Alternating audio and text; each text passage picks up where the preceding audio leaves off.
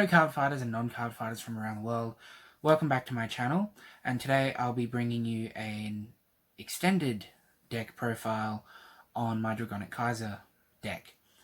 So if you're not sure what that means, basically I'm going to go more in depth on the skills, why I chose the cards, how they flow, what you sort of want to do. If you're just here for a deck list, just to have an idea of what you might want to do, I will be linking in the description a shorter deck profile. It's basically about 6 minutes long. So yeah, if you want a list, please watch that one. If you want to know more about the deck, stay tuned, because we're going to dig right into this one and basically discuss what makes it tick. So as a starter, I run 2 copies of Hard Rod Draco Kid.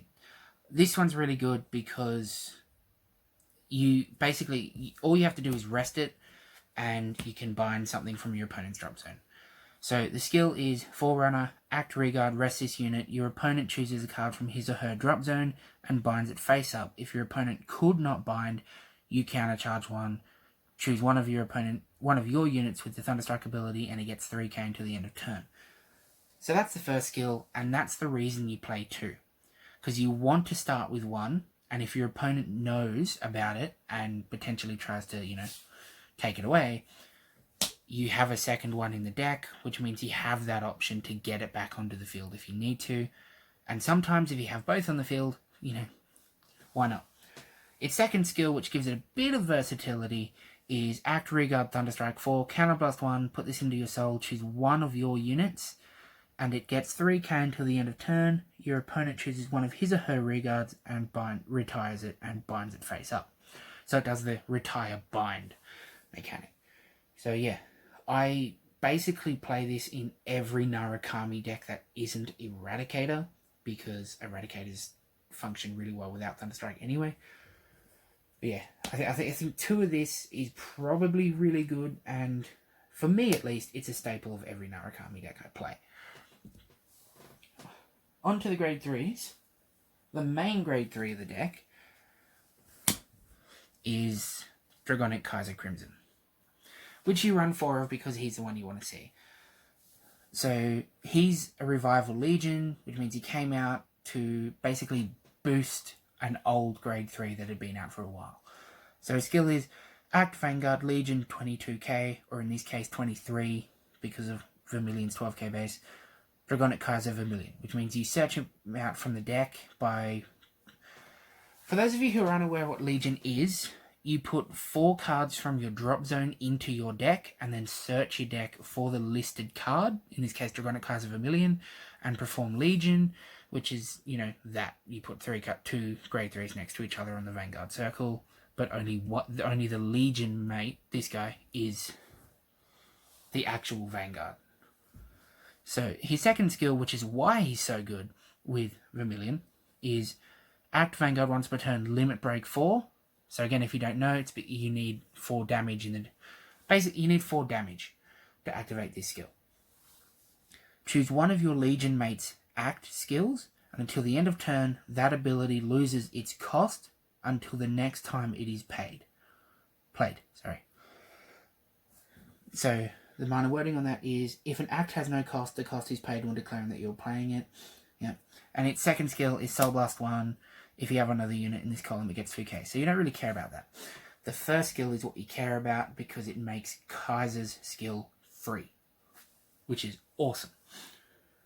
So 4 of those, 100%. And then partnering with Crimson is the new Dragonic Kaiser Vermillion. It's the standard version, has Excel, so if you ride under him instead of Crimson, you get that Excel circle. And his skill is Act Vanguard once per turn, Counterblast 2. And this unit gets 5k crit plus 1 until the end of turn. If there are 2 or more Regards in your opponent's front row, instead of the critical, when this unit attacks, it battles all of your opponent's units in the front row. So when partnered with Crimson, for example, when you attack with him, you either get a 28k critical Legion swing, which is really nice, or a 28k swing that attacks your opponent's entire front row. Which is why, if you're playing premium, this one is much better than the other one. Because the other one does attack the front row, but you only get plus 2k, and this one has the potential, not only more power, but the potential to go critical as well. So that's why you play 4 of this to go with the 4 crimsons. And rounding off grade 3s, you might be thinking, more grade 3s than that? Yes. Black Arrow Dragon. It is, in my honest opinion, if you are playing premium Narukami, you need to play this card. That's just my opinion. Why?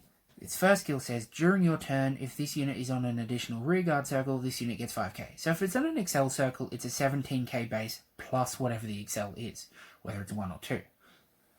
Its second skill is why it's so good. Continuous rearguard during the battle that this unit attacked, your opponent's auto abilities do not activate. This card says, when I attack, you can't perfect guard me. You cannot use G-guard skills. And on the off occasion that your grade 3 Vanguard that you're attacking or something has a defensive skill, say like Gurgut does or Claret Sword Revolt does, you can't use that skill either. Every shield that is thrown against this is vanilla. That's why you play this card, because you can get this card in this deck with certain skills. You can get this card up to some stupid numbers, and even if it's just on rearguard and not at Excel, you still have a 12k base that they can't use perfect guards against. So that's why I play 2 of these, and I will always play 2 of these. In Standard I play 2, in Premium I play 2.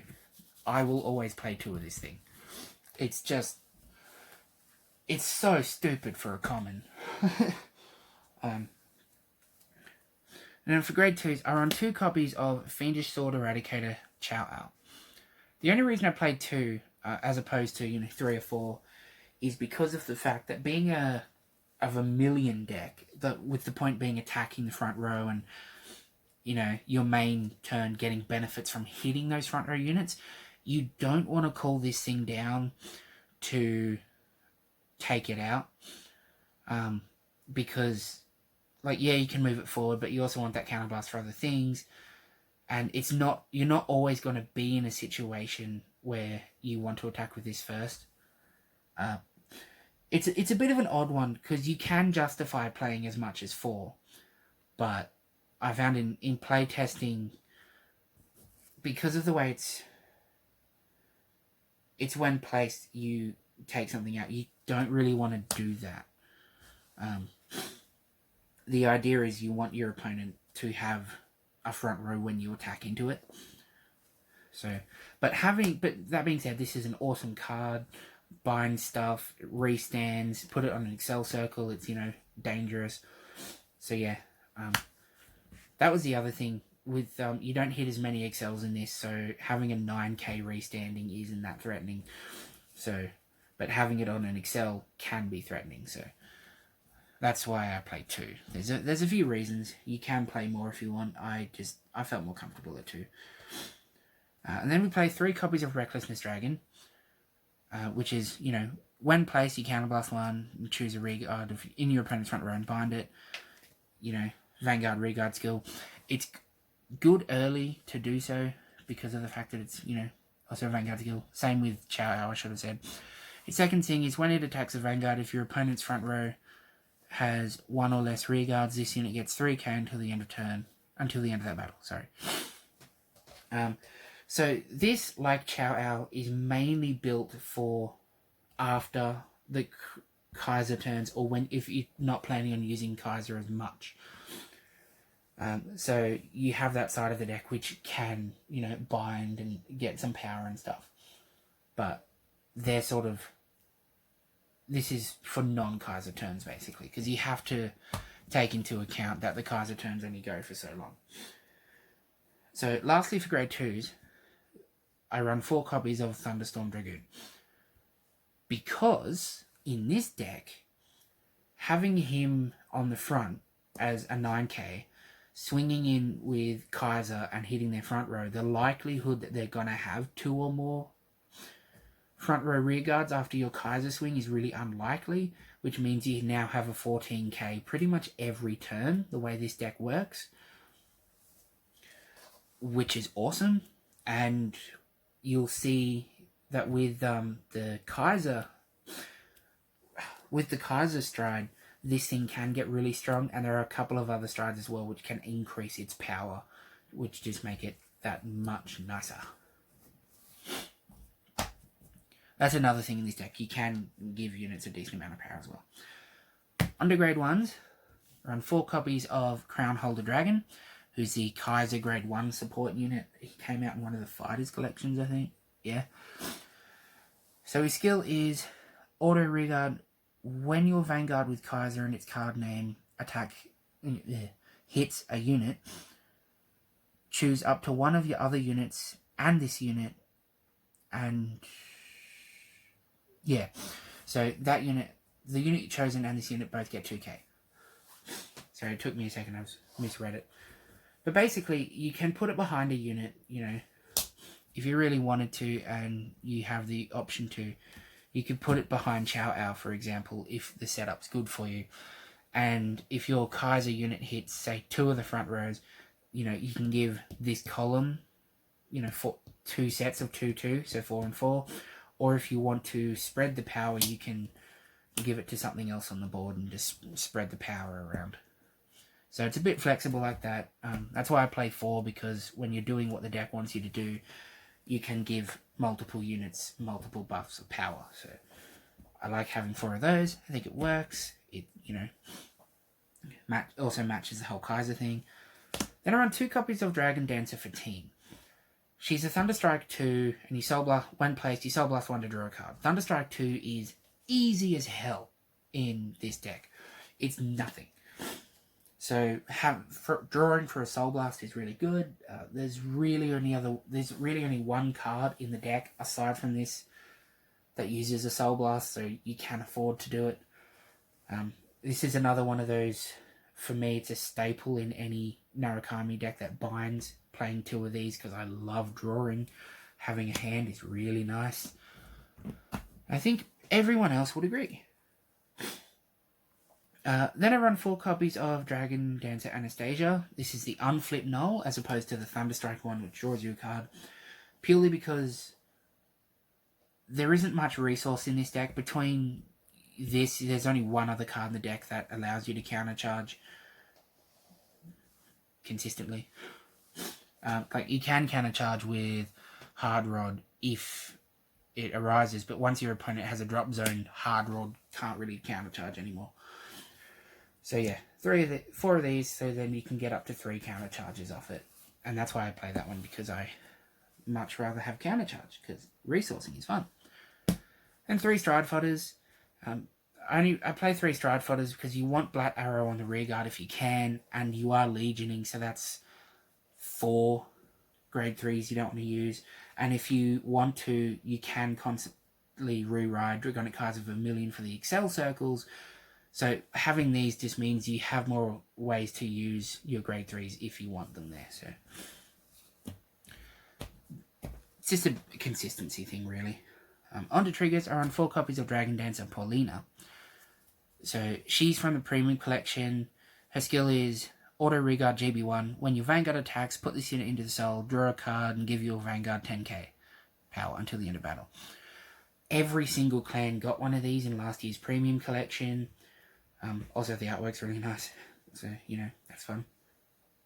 But yeah, so 4 crits, it works. Following up the crits, I run 4 copies of the Dragon Dancer Katharina front trigger, because front triggers are funny. And if you do end up with Chow Ao or Black Arrow especially, because building Black Arrow's power is hilarious late game, front triggers are good fun in that instance.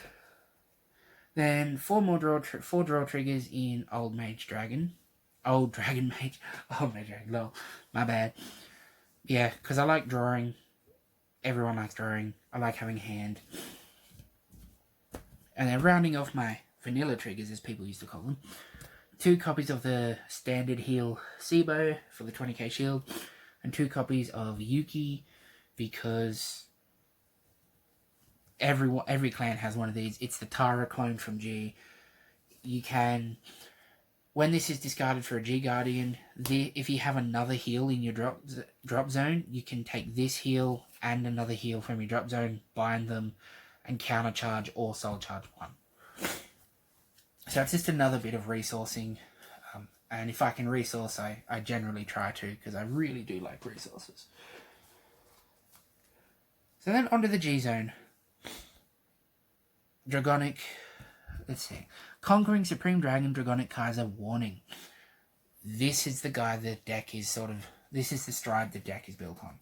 So the deck is built on the Legion and the stride. So the stride skill is act Vanguard once per turn. I think it's a GB2. In GB2, counterblast 1 and flip a copy of himself face up.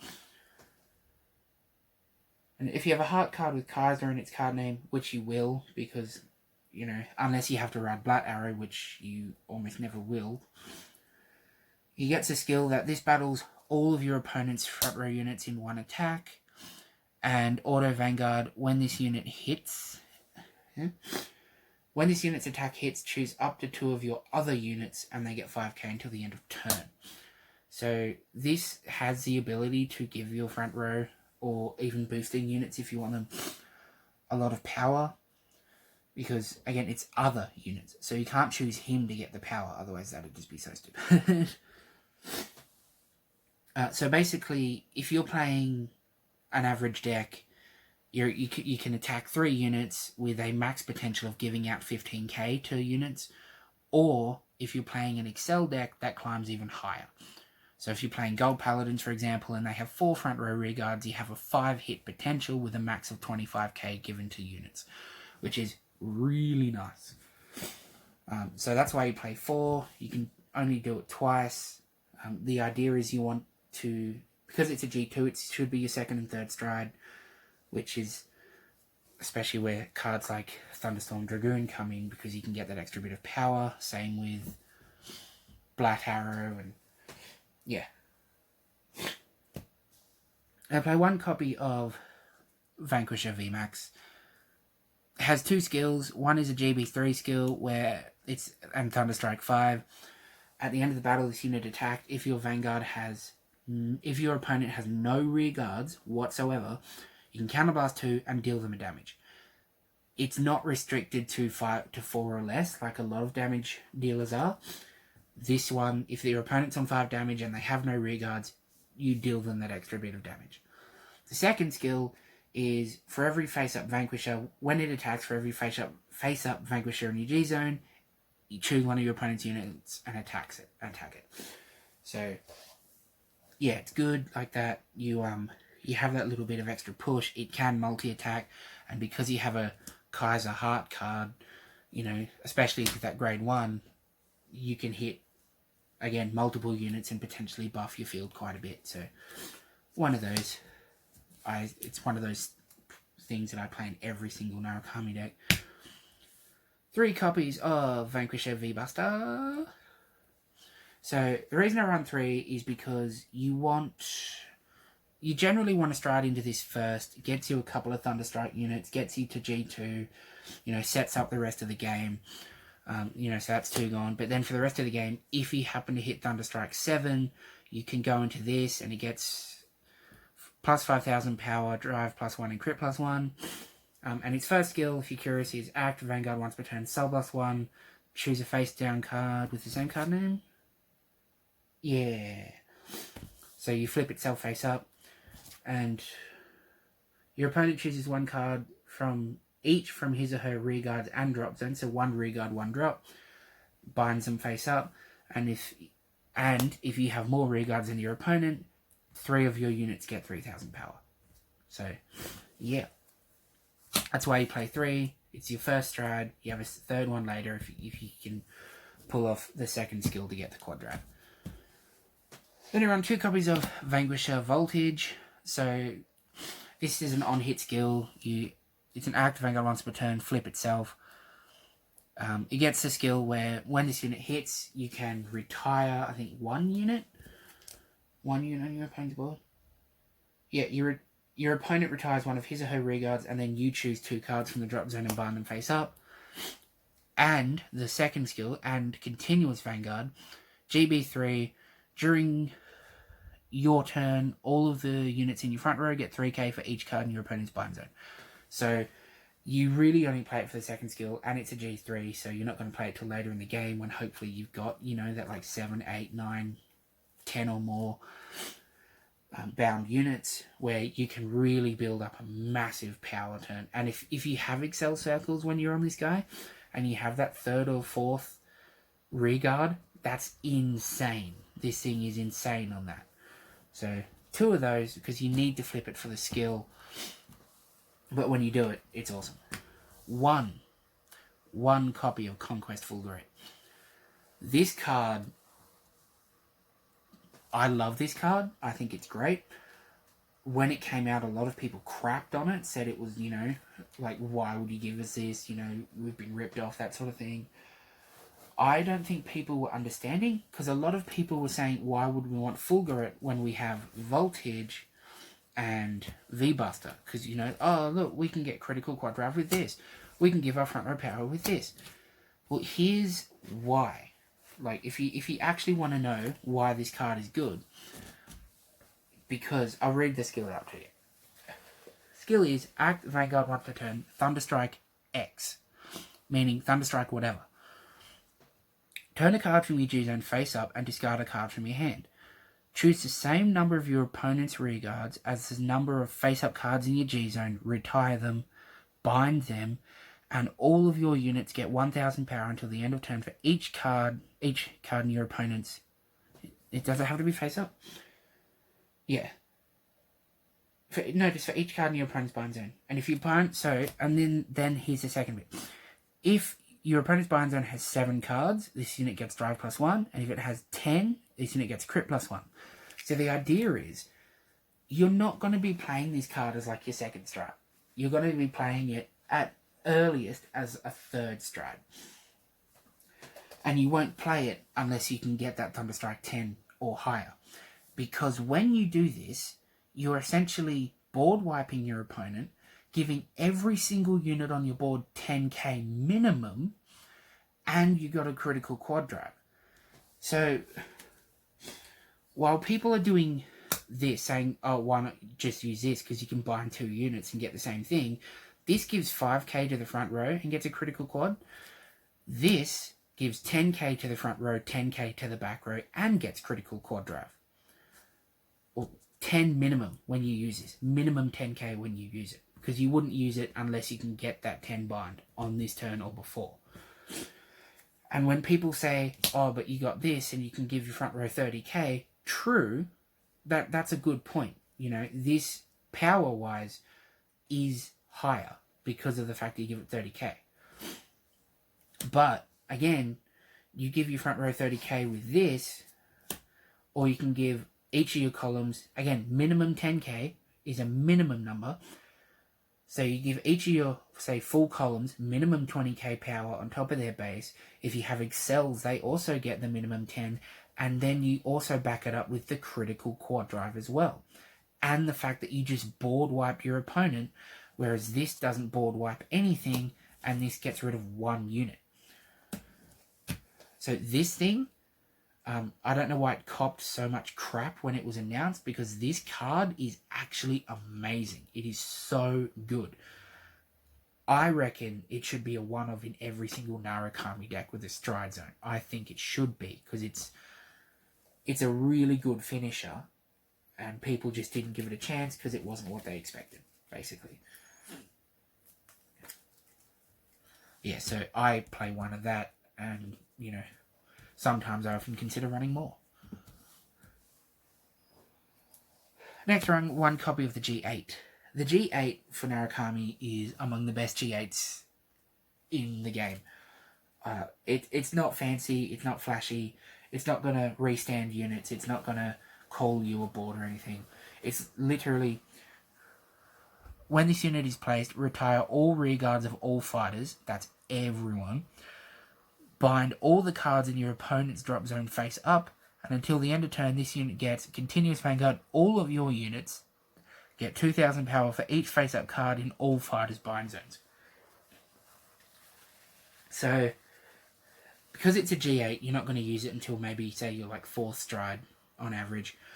When you use this card, you are pretty much guaranteed, almost every time, that every single unit on your board is going to get a 50k buff.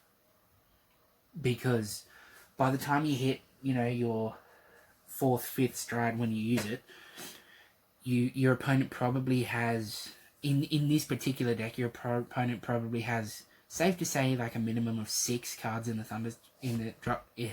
the bind zone, plus, say, another 19, 20 cards in the drop zone at this point, from discarding for shield, you retiring them, and that sort of thing. So it's safe to say that about half their deck is going to end up in the bind zone once you've used this card, which means 50k.